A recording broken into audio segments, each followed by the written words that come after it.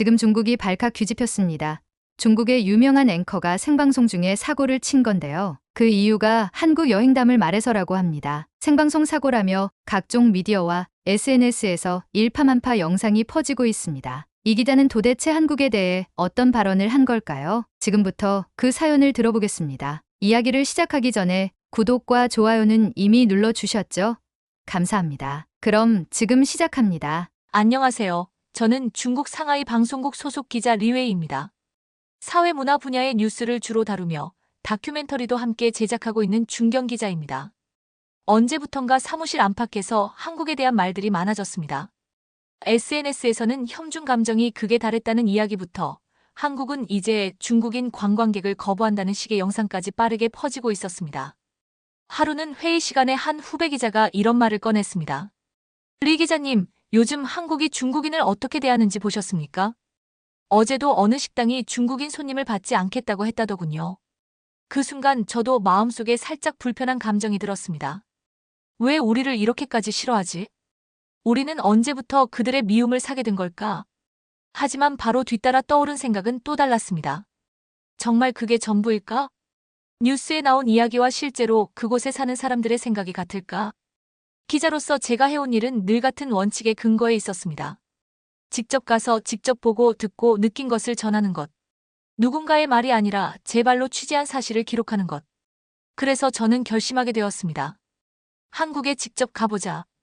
이 수많은 말들 뒤에 있는 진짜 한국의 얼굴은 어떤 모습일지 확인해보자. 편견과 사실 사이의 간극을 제가 직접 밝혀내고 싶었습니다. 마침 방송국에서도 한중 관계에 대한 특집 다큐멘터리를 기획하고 있었고 그 현지 취재를 맡겠다고 자청했습니다. 이것은 하나의 여행이 아니라 진실을 찾아가는 여정이 될 것이었습니다. 저는 제 오랜 동료이자 다큐멘터리 연출을 담당하고 있는 후배 기자 왕멍을 함께 데려가기로 했습니다. 처음에 왕멍은 난색을 표했습니다. 리 기자님, 지금 한국에 가는 게 맞을까요? 요즘 분위기도 좋지 않은데 혹시라도 불편한 일이라도 생기면. 하지만 저는 조용히 말했습니다. 우리는 기자야. 세상이 말하는 이미지만 믿고 판단해서는 안 되지 않나? 가서 확인해야 진짜를 알 수 있어. 며칠 뒤 저희는 서울행 비행기표를 예매했습니다. 마음 한편에는 걱정도 있었지만 설렘이 더 컸습니다. 서울은 어떤 도시일까요? 한국인들은 정말 그렇게 냉담할까요? 그들은 우리를 미워하고 있을까요? 이제 그 모든 질문의 답을 찾아 나서려 합니다. 저의 한국 취재기는 지금부터 시작됩니다. 그리고 그 시작은 제가 도착한 인천공항에서부터였습니다. 비행기가 인천공항 활주로에 착륙했을 때 저는 창밖으로 스치는 서울의 첫 풍경을 조용히 바라보고 있었습니다. 짙푸른 하늘 아래로 펼쳐진 반듯한 활주로, 유리창에 반사되는 햇빛이 무척이나 인상적이었습니다. 왕멍은 옆자리에서 작은 한숨을 내쉬었습니다. 생각보다 깨끗하네요. 그의 말에 고개를 끄덕였지만 저는 여전히 경계심을 거두지 않고 있었습니다. 겉모습만 보고 판단해서는 안 되니까요. 진짜는 사람을 만나봐야 알 수 있는 법이니까요. 공항 게이트를 빠져나오자 넓은 로비가 우리 앞에 펼쳐졌습니다. 대형 유리창을 통해 햇빛이 흘러들고 있었고 사람들은 빠르게 그러나 질서 있게 움직이고 있었습니다. 무엇보다 놀라웠던 것은 안내 표지판들이었습니다. 한국어와 영어는 물론 중국어까지 병기되어 있었습니다. 외국인을 위한 세심한 배려가 엿보였고 그 작은 디테일 하나에 마음이 조금 풀리는 것을 느꼈습니다. 입국 심사대를 향해 걷는 길, 왕멍이 조용히 제 어깨를 툭 치며 말했습니다. 리 기자님, 저기 자동 출입국 기계 보이시죠? 우리도 한번 이용해 볼까요? 화면 안내에 따라 여권을 스캔하고 지문을 인식하는 과정은 익숙하면서도 간단했습니다. 생각보다 빠르게 입국 절차가 끝났고 우리는 짐을 찾기 위해 수화물 구역으로 향했습니다. 하지만 방향을 정확히 알지 못해 잠시 멈칫했을 때 한 공항 직원이 다가왔습니다. 파란색 유니폼을 입고 있던 그는 밝은 얼굴로 다정하게 말을 걸었습니다. 혹시 도움이 필요하신가요? 우리는 순간 당황해서 서로를 바라보았고 왕멍이 조심스럽게 영어로 물었습니다. 수화물 찾는 곳이 어디인지 알 수 있을까요? 직원은 친절하게 설명해 주었고 심지어 우리에게 따라오세요라고 말한 뒤 직접 안내까지 해주었습니다. 그의 손짓과 말투에는 전혀 거리낌이 없었습니다. 우리가 어디서 왔는지도 묻지 않았고 표정엔 일말의 편견도 없었습니다. 그 순간 저는 약간 당황스러울 정도로 감사함을 느꼈습니다. 이 정도는 공항이니까 당연한 서비스 아니겠어요? 수화물을 찾고 나오는 길, 왕멍은 여전히 경계심을 풀지 못한 듯 말했습니다. 물론 그 말이 틀린 건 아니었습니다. 공항은 외국인이 많이 찾는 장소이고 공식적인 친절이 적용되는 공간일 수 있습니다. 하지만 저는 기자로서 수많은 나라를 다녀본 사람으로서 확실히 느낄 수 있었습니다. 이 친절함은 매뉴얼에서 비롯된 기계적인 대응이 아니라 마음에서 나오는 진심이라는 것을 말입니다. 공항 철도를 타고 서울 시내로 향하던 길, 차량 내부는 놀라울 정도로 정돈되어 있었습니다. 바닥은 깨끗했고 승객들은 조용히 스마트폰을 보거나 책을 읽고 있었습니다. 중간중간 들려오는 안내방송은 정확했고 외국인을 위한 다국어 안내도 함께 이어졌습니다. 창밖을 바라보며 왕멍이 말했습니다. 사진으로 봤을 땐 차가운 느낌이었는데 막상 와보니 생각보다 따뜻한 도시 같아요. 그의 말에 저는 조용히 고개를 끄덕였습니다. 맞습니다. 우리가 그동안 보도해온 이미지와는 다른 훨씬 섬세하고 배려 깊은 도시였습니다. 서울역에 도착한 뒤 택시를 타고 숙소로 이동했습니다. 기사는 우리가 중국에서 왔다는 말을 듣자 반가운 표정을 지으며 한마디 덧붙였습니다. 니하오, 중국에서 오셨어요? 환영합니다. 그의 발음은 유창하진 않았지만 그 진심은 충분히 전달되었습니다. 예전에 중국 친구랑 같이 일한 적 있어서요. 그 말에 저도 웃으며 대답했습니다. 서툴러도 괜찮습니다. 말씀해 주셔서 감사합니다. 짧은 대화였지만 그 안에는 낯선 이를 향한 마음의 문이 느껴졌습니다. 서울의 도심이 가까워질수록 저는 조금씩 알 수 없는 감정에 젖기 시작했습니다. 무언가가 예상과는 다르게 흘러가고 있다는 사실. 그리고 그 다름이 주는 묘한 따뜻함. 호텔에 도착해 체크인을 마친 후 방에 들어가 창문을 열어보았습니다. 창밖으로 보이는 서울의 야경은 조용히 말하고 있었습니다. 여기는 당신이 생각했던 그런 나라가 아닐 수도 있다고. 왕멍이 제게 물었습니다. 리 기자님, 첫 느낌은 어떠셨어요? 저는 대답했습니다. 생각보다 훨씬 마음이 놓였어. 그리고 사람들 눈빛이 따뜻해. 그 말이 끝나자 방 안은 잠시 조용해졌습니다. 첫날, 우리가 마주한 한국은 차가운 벽이 아닌 조용한 미소였습니다. 그 미소 속에서 저는 처음으로 기자가 아닌 여행자의 눈으로 서울을 바라보고 있었습니다. 아직 이틀째 아침도 되지 않았지만 뭔가 중요한 변화가 제 마음속에서 시작되고 있었습니다. 여행 둘째 날 아침, 서울의 거리는 맑고 차분했습니다. 호텔에서 아침 식사를 마치고 저는 왕멍과 함께 커피를 마시며 오늘의 일정을 정리하기로 했습니다. 근처에 있는 작은 카페에 들어섰을 때 따뜻한 나무 인테리어와 잔잔한 음악이 우리의 긴장을 풀어주었습니다.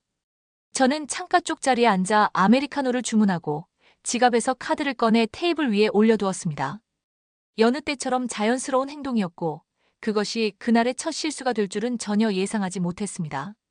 커피를 마시며 계획을 세우는 동안 왕멍은 북촌 한옥마을에서 한복을 입어보고 싶다고 말했습니다. 저는 웃으며 고개를 저었습니다. 내가 입으면 화보가 되겠지만 나는 다큐멘터리가 돼버릴 것 같아. 서로 웃으며 이야기를 나누고 있었고 시간 가는 줄도 몰랐습니다. 30분쯤 지났을까요? 우리는 자리를 정리하고 카페를 나왔습니다. 지하철역으로 향하는 길, 왠지 모를 불안한 기분이 들기 시작했습니다. 가방 안을 뒤지며 무엇인가 찾던 저는 걸음을 멈췄습니다. 주머니, 백팩, 코트 안주머니까지 모두 확인했지만 지갑이 보이지 않았습니다. 왕멍, 혹시 내 지갑 봤어? 왕멍도 함께 찾아주었지만 결과는 같았습니다. 순간 카페에서 테이블 위에 올려두었던 기억이 번쩍 떠올랐습니다. 그 자리에 두고 나왔던 겁니다. 왕멍의 얼굴이 굳어졌습니다. 30분이나 지났어요. 한국이라고 해도 솔직히 지갑이 그대로 있을 확률은. 그 말에 저는 묵묵히 고개를 끄덕였습니다. 지갑 속에는 신용카드, 현금, 회사 출입증까지 들어 있었습니다. 그저 귀찮음을 넘어 당장 취재 활동에도 지장이 생길 수 있는 상황이었습니다. 급히 카페로 다시 돌아갔습니다. 문을 열고 들어가니 우리가 앉았던 자리는 이미 다른 손님이 앉아 있었습니다. 조용히 카운터로 다가가 직원에게 말을 걸었습니다. 혹시 저희가 앉았던 자리에서 지갑이 발견된 게 있나요? 직원은 제 얼굴을 바라보며 살짝 미소를 지었습니다. 아, 손님이시군요. 지갑 맡아두었습니다. 찾으러 오실 줄 알았어요.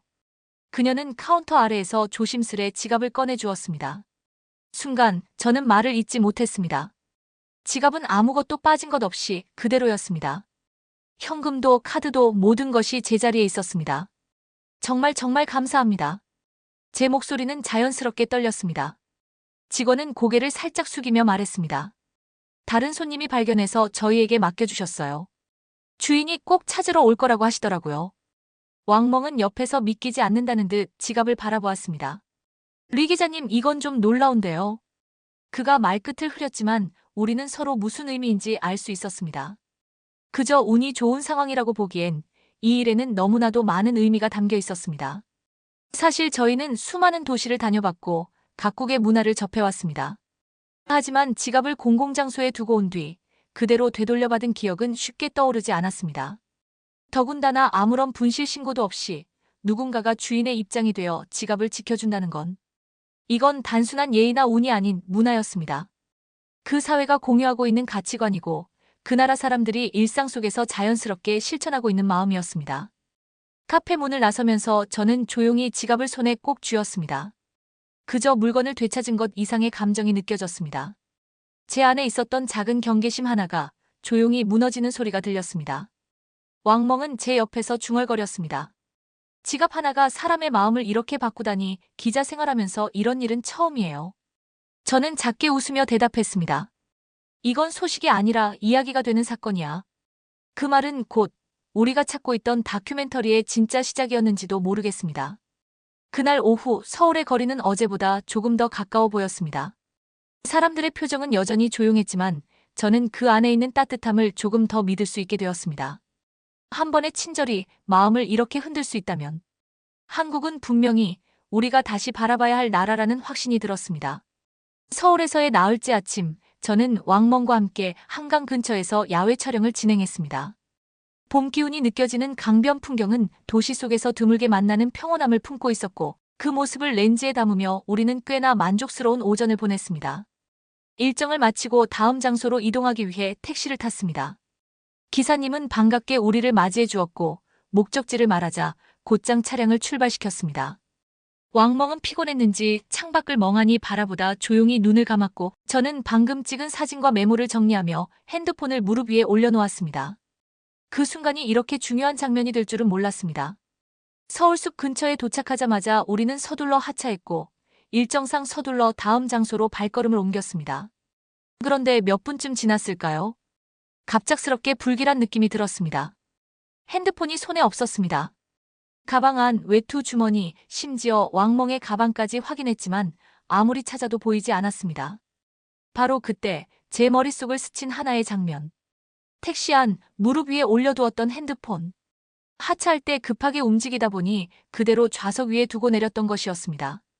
왕멍과 저는 서로의 얼굴을 바라보았습니다.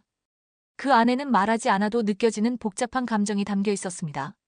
핸드폰에는 취재 일정, 인터뷰 내용, 중요한 영상 자료들까지 들어 있었습니다.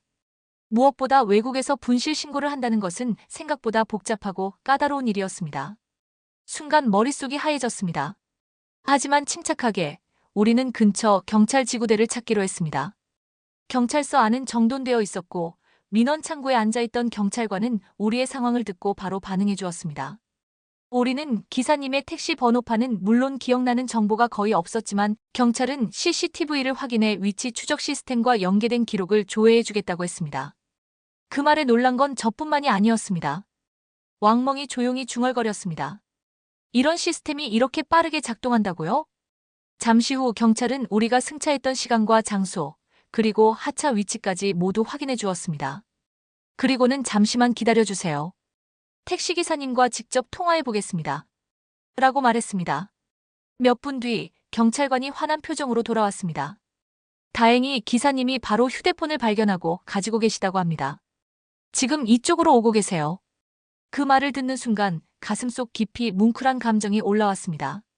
누군가의 손에 들어갔다면 혹은 누가 몰래 가져갔다면 돌이킬 수 없는 일이었을 겁니다. 하지만 그 기사는 우리와 일면식도 없는 외국인의 물건을 발견하자마자 지체 없이 연락을 시도하고 스스로 돌려주겠다고 한 것이었습니다. 20분쯤 지나 기사님이 경찰서 앞에 도착하셨고 그의 손에는 제가 잃어버린 휴대폰이 있었습니다. 핸드폰이 좌석 사이에 떨어져 있더라고요. 외국분이시라 많이 놀라셨을 것 같아서 바로 가져왔습니다.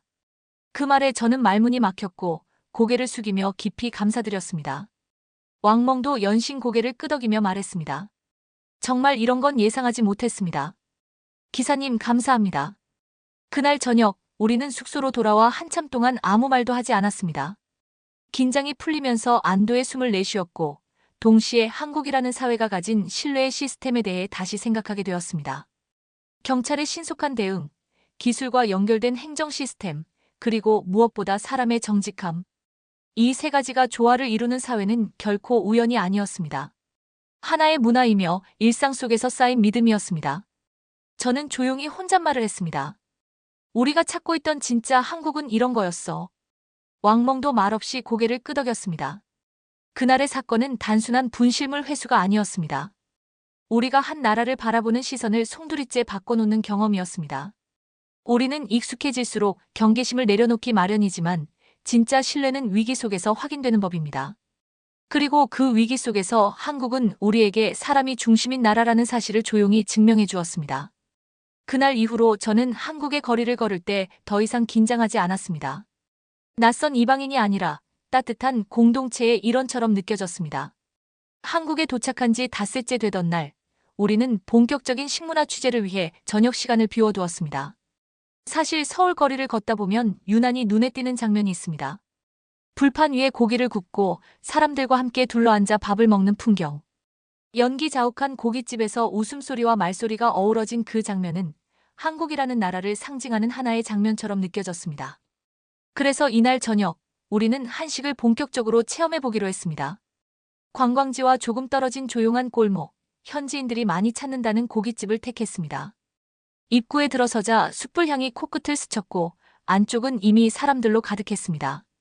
서로 고기를 뒤집으며 나누는 이야기, 종업원을 부를 때마다 여기요 라는 외침이 익숙하게 울려 퍼졌습니다. 우리는 조심스럽게 구석자리에 앉았습니다. 곧이어 밝은 표정의 종업원이 다가왔습니다. 처음 방문이신가요? 우리가 중국에서 왔다고 말하자 그는 반가운 얼굴로 고개를 끄덕였습니다. 중국 분들이 고기 좋아하시잖아요. 제가 추천해드릴게요. 그는 메뉴를 설명하며 어떤 부위가 가장 맛있는지, 어떻게 구워야 하는지, 어떤 반찬과 함께 먹으면 좋은지 하나하나 상세하게 알려주었습니다.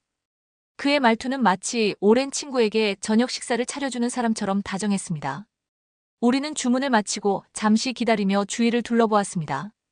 옆 테이블에선 중년 부부가, 맞은편 테이블엔 젊은 직장인들이 삼겹살을 굽고 있었습니다. 누구 하나 서두르거나 소란스럽지 않았고 모두가 한 끼 식사에 집중하고 있었습니다. 그 모습이 왠지 모르게 따뜻하게 느껴졌습니다. 곧이어 불판 위에 고기가 올려졌고 종업원이 직접 첫 고기를 구워주기 시작했습니다.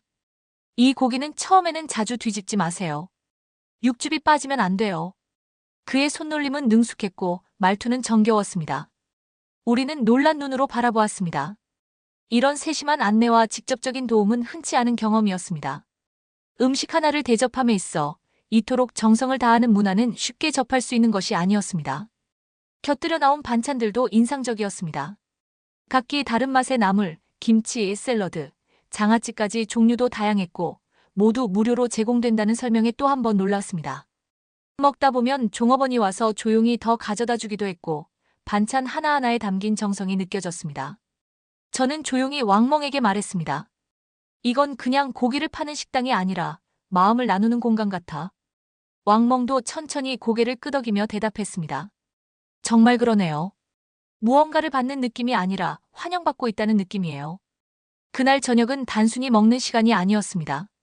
처음 보는 이방인에게 음식 하나하나의 의미를 설명해주고 고기 한 점을 더 맛있게 먹게 하기 위해 손을 바쁘게 움직이는 그들의 모습 속에서 우리는 한국인의 정서를 조금 더 깊이 이해할 수 있었습니다.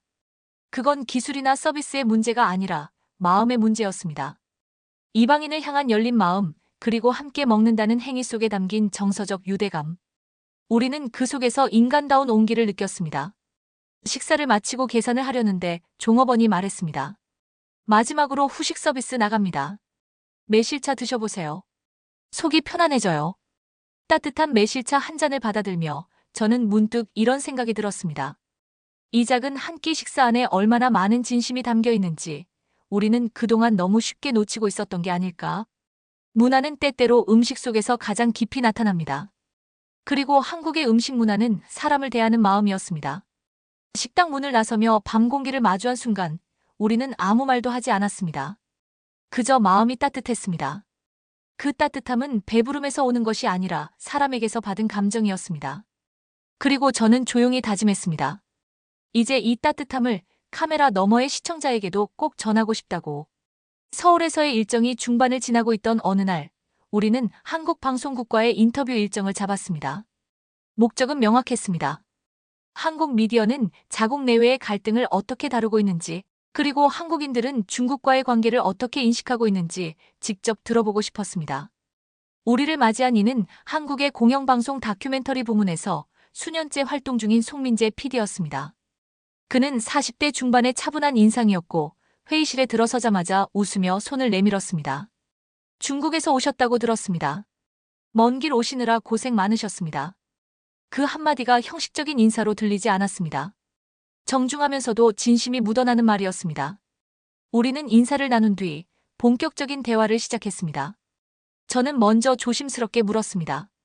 요즘 중국 SNS와 언론에서는 한국이 중국인을 멀리한다는 이야기가 자주 회자되고 있습니다.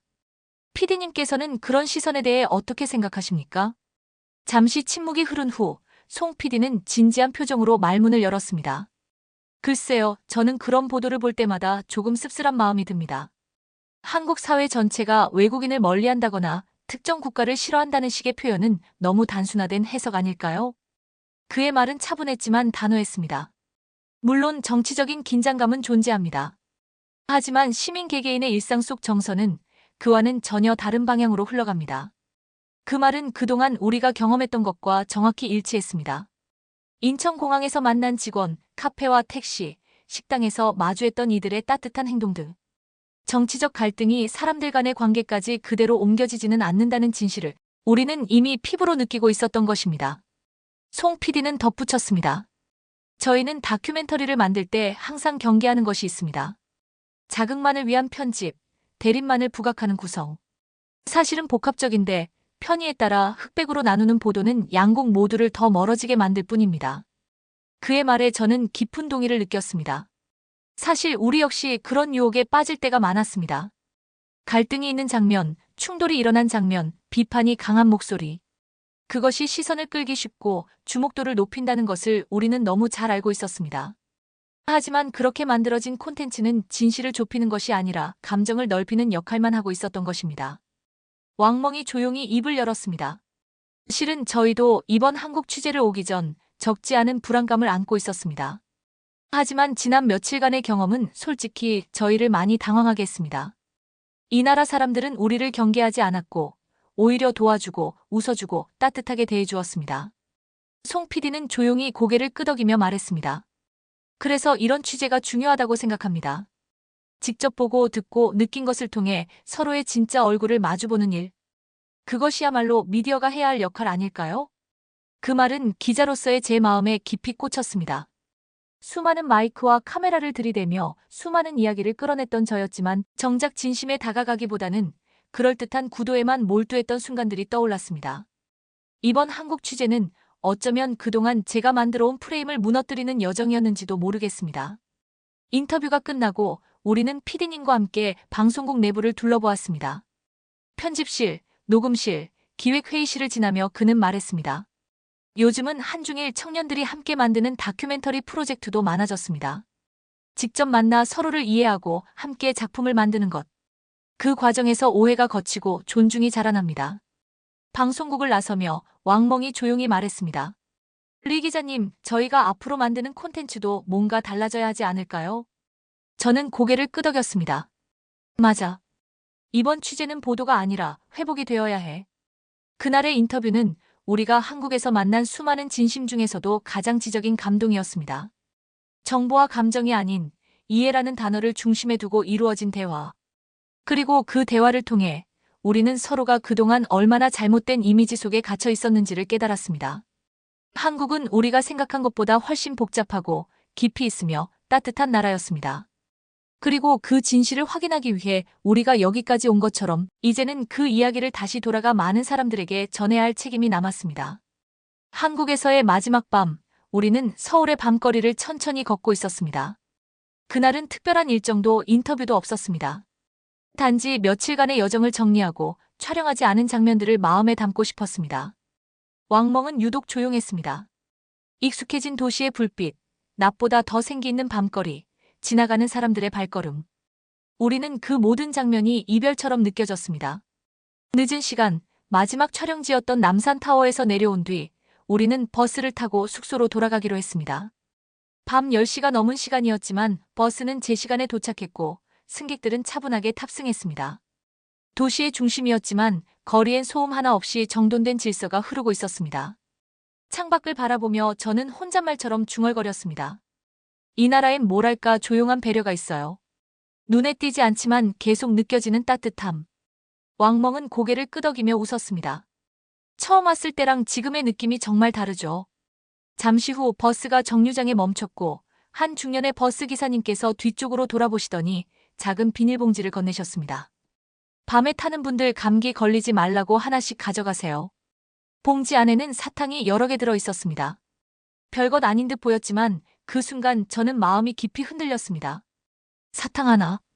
아무 대가도 없고 이름도 알 수 없는 이방인에게 자신의 작은 정성을 담아 건네주는 그 손길. 그 속엔 한국이라는 나라가 담겨 있었습니다. 우리는 아무 말 없이 사탕을 하나씩 꺼내 들고 손에 꼭 쥐었습니다. 그 순간 며칠간의 기억이 파노라마처럼 스쳐 지나갔습니다. 지갑을 찾아주던 카페 직원, 핸드폰을 들고 경찰서까지 와준 택시 기사님, 고기 한 점을 더 맛있게 먹게 하려 애쓰던 종업원, 그리고 진심을 나눠준 방송국 PD. 그 모두가 지금 제 손에 쥐어진 이 조그만 사탕 안에 담겨 있는 듯 했습니다. 그날 밤 숙소에 돌아온 뒤 저는 가방 안에서 작은 노트북을 꺼냈습니다. 이 이야기를 꼭 기록해야겠다는 생각이 들었기 때문입니다. 그동안 우리가 놓쳐왔던 진짜 한국을, 수많은 말과 이미지 뒤에 숨겨져 있던 그들의 진심을 전하고 싶었습니다. 이 취재는 처음부터 쉽지 않았습니다. 낯선 땅에서 오해와 편견의 틈에서 시작한 여정이었습니다. 하지만 마지막 순간까지도 한국은 조용히, 그러나 강하게 우리의 마음을 움직였습니다. 그 어떤 거창한 이벤트보다, 그 어떤 화려한 기획보다 진심이 담긴 일상이 더 큰 힘을 가지고 있다는 사실을 이곳에서 배웠습니다. 한국은 세계의 중심이 되고 있는 나라입니다. 기술력도 문화 콘텐츠도 국제적 영향력도 점점 커지고 있습니다. 하지만 제가 이곳에서 느낀 한국의 진짜 힘은 그런 것들이 아니었습니다. 그 힘은 사람입니다. 진심으로 타인을 대하고 낯선 이를 향해서도 따뜻한 시선을 잃지 않는 사람들. 그들이 한국을 특별하게 만들고 있었던 것입니다. 이제 우리는 다시 중국으로 돌아갑니다. 그리고 그곳에서 이 경험을 전하려 합니다. 단순한 취재 기록이 아니라 마음의 기록으로 남은 이 이야기들을.